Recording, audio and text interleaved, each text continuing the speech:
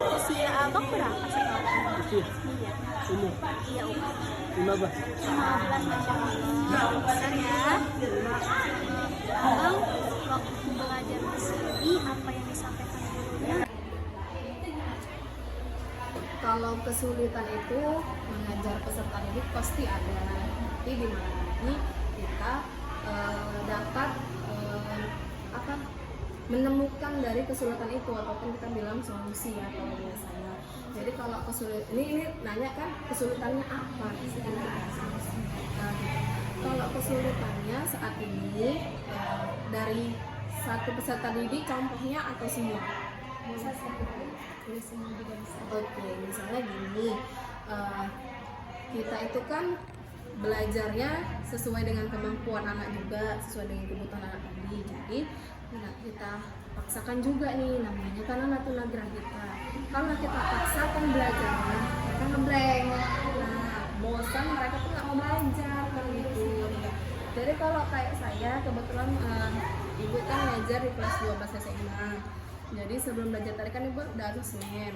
Oh ternyata anak ini dia bisa baca di bidang bahasa Indonesia, dia bisa baca kalimat, dia bisa membaca dari papan tulis ataupun kita dikte, dia udah bisa menuliskan kalimat itu, kata-kata itu gitu. Dia udah bisa satu ini. Misalnya ada lagi yang berbeda. Ada juga kelemahan dari yang dia tadi ini, kelemahan yang bisa membaca ini, kelemahannya apa? Dia matematika kurang. Nah, itulah tadi kan ada kekurangan, ada karakteristik mereka berbeda-beda gitu kan antara satu dengan satu. Jadi mereka yang satu bidangnya bisa membaca gitu, bisa dikte, tapi tapi kelemahannya adalah matematika begitu. Ada lagi yang satu, dia kalau misalnya membaca dia belum bisa itu. Kenapa? Karena dia pun abjad aja sulit. Bisa kita dikte, bisa gitu, tapi pelan-pelan gitu. Dan panduannya apa? Tetap panduannya saya buat itu tadi merujuk ke abjad. Jadi kalau setiap belajar abjadnya itu harus ada di sampingnya.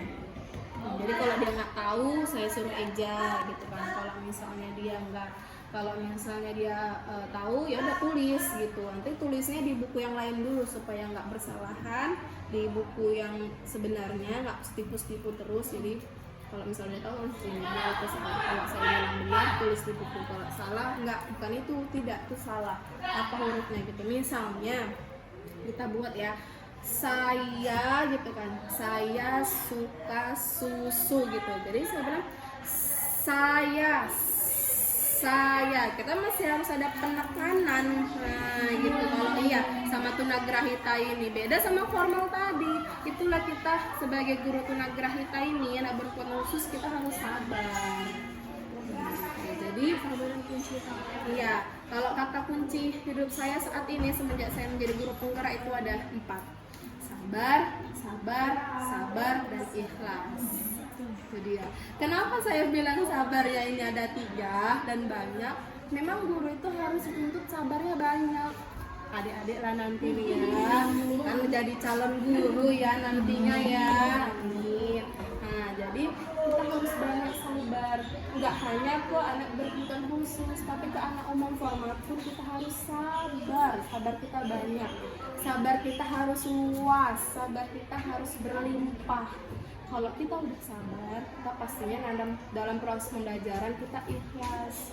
Kalau kita nggak ikhlas, kemana ilmu itu mau masuk ke anak? Kan gitu kan, benernya. Kalau kita belajar dan kita nggak ikhlas, ada masalah di rumah kita bawa ke dalam kelas, boleh? Nggak bisa.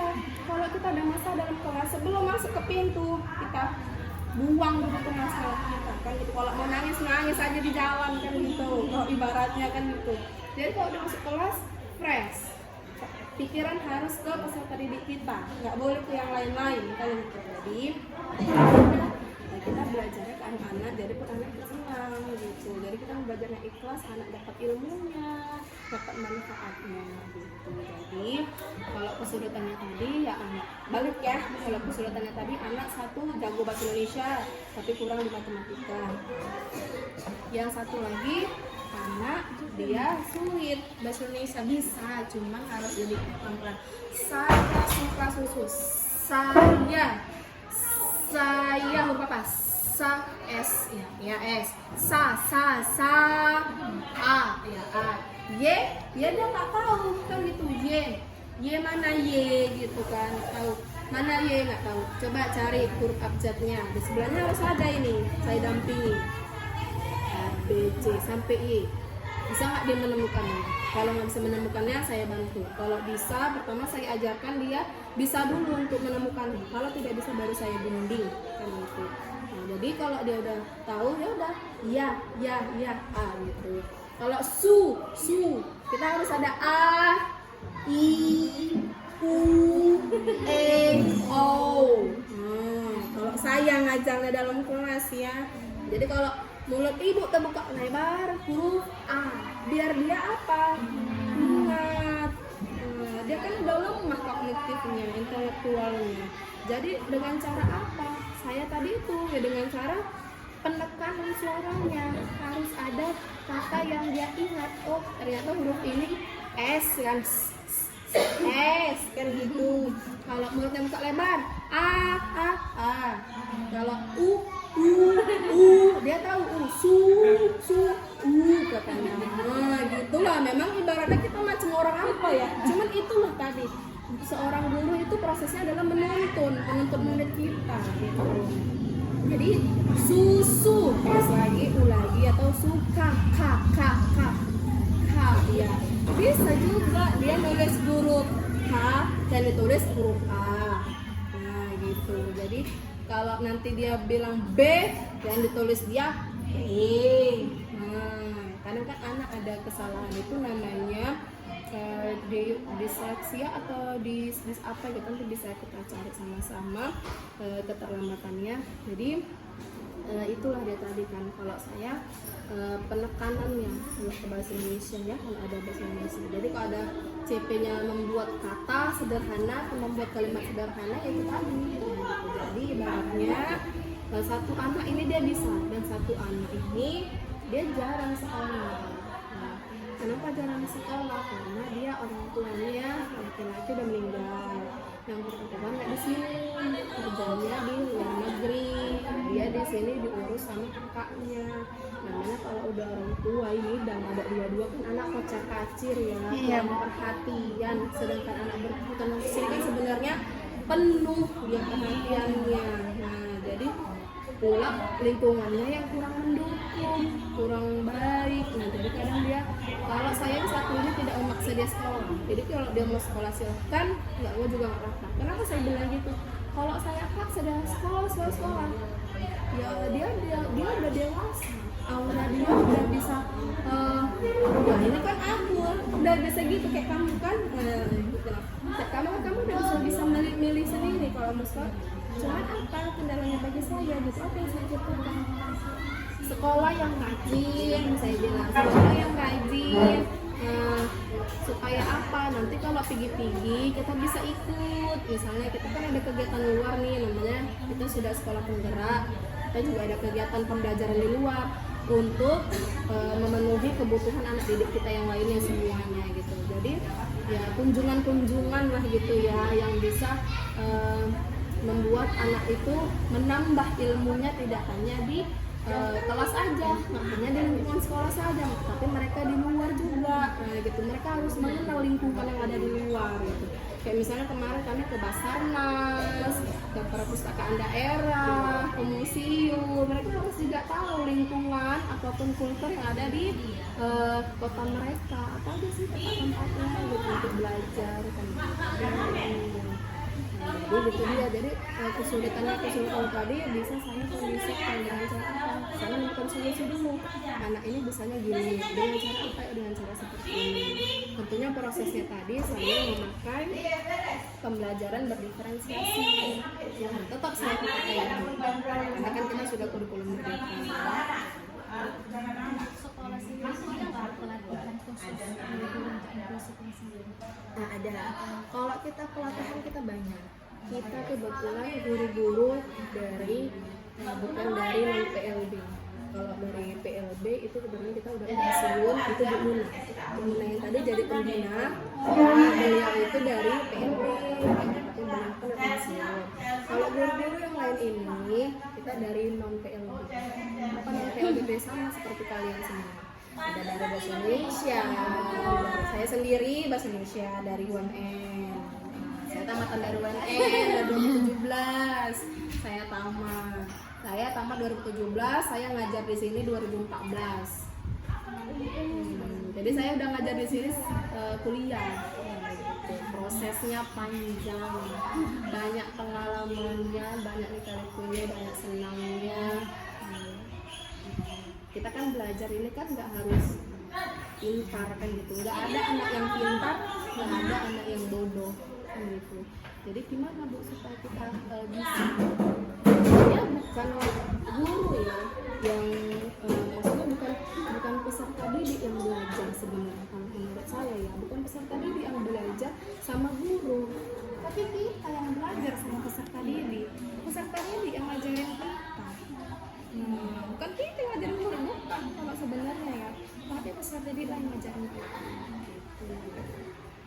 Prosesnya gitu tadi. Walaupun kita ada kesulitan, ada tantangan, tapi itu ada solusinya. Namanya di dalam kelas proses pembelajaran itu ada yang kurang. Di mana kekurangan itu kita ada yang namanya refleksi diri. Ada refleksi peserta didik, ada refleksi guru. Jadi dalam kelas itu kalau ada kekurangan, ya, peserta didik adalah merefleksi saya. Kalau anak formal kan bisa pakai tulisan ya, membaca tulisan sendiri dan menilai sendiri. Tapi kalau misalnya tunagrahita gimana? Saya pakai emoticon. Iya, saya pakai emoticon. Misalnya, ibu ngajarnya gimana hari ini? Senang, sedih, gitu kan? Dan saya gini, ini gambarnya sedih ya, gambar sedih lah, nangis kan. Terus saya ada gambar senang gimana? Ya nanti mereka ambil tempelkan satu gitu saya. Jadi itu refleksi diri saya sendiri gitu. Misalnya kita belajarnya hari ini senang atau sedih atau cemas atau gimana ya gitu, ya udah kita buat. Tadi kita belajarnya pakai menyanyi atau pakai gimana, ya udah mungkin saya gambar ada menyanyi, ada gambar orang yang hanya menulis depan tulis kan gitu. Tadi belajarnya gimana gitu, pakai apa gitu, ya itu dia pakai emoticon. Itu kalau tunagrahita. Kalau formal tadi kita kasihkan aja instrumen kan gitu kan, kita kasih instrumen apa yang cocok kan gitu. Kalau tunagrahita kan bisa kan gitu, ya kita lah yang bimbing. Sampai refleksi aja kita harus bimbing penuh kalau pada tunagrahita. Belum lagi autis, beda lagi caranya, belum lagi tunarungu, guru yang lain beda lagi. Setiap guru berbeda-beda pembelajaran sesuai dengan kebutuhan anak. Di kelas nggak bisa sama, walaupun capaian pembelajarannya sama, yang di materi yang sama, tapi kan caranya beda-beda, bisa sama.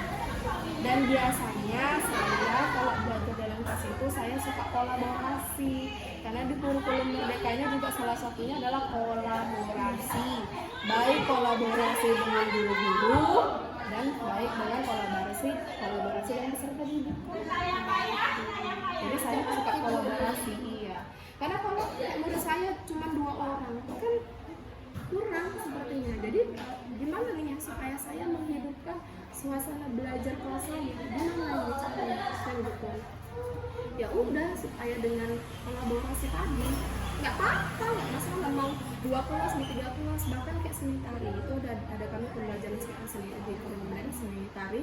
Ya udah kami yang di atas ada 4 kelas, ya udah kami kolaborasi semua. Kan nggak mungkin di kelas saya seni tari cuma 2 orang aja.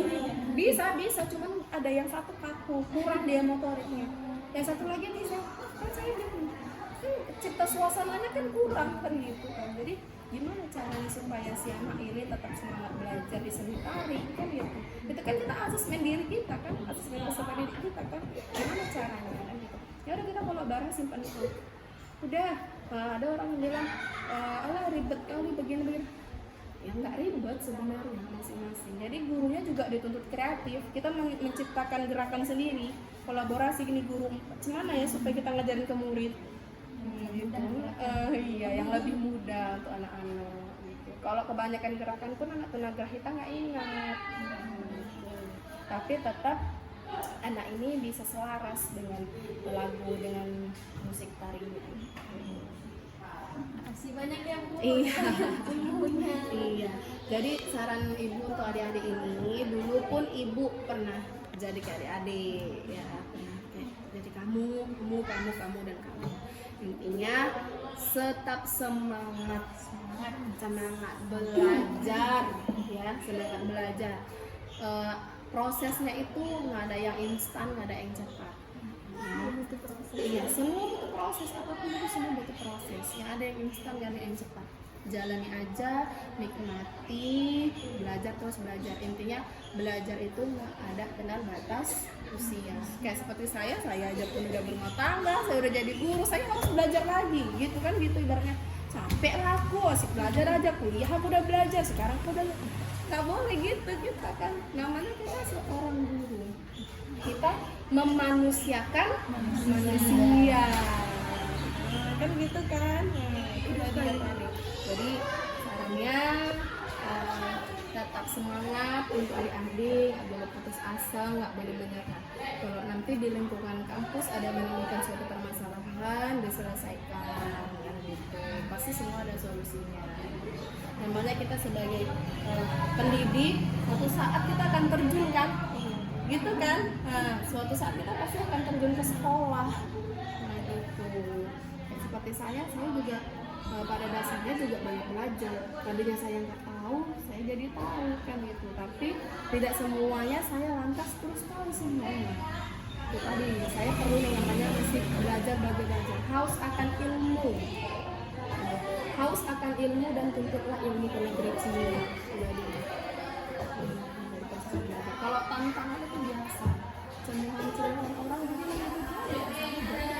anggap aja semangat diri, motivasi sendiri. Kayak aku harus berkembang. Kita harus berkembang, nggak bisa gitu-gitu aja. Ya, tetap semangat. Walaupun kita beda-beda, tetap semangat ya. Oke, iya sama-sama. Sukses selalu.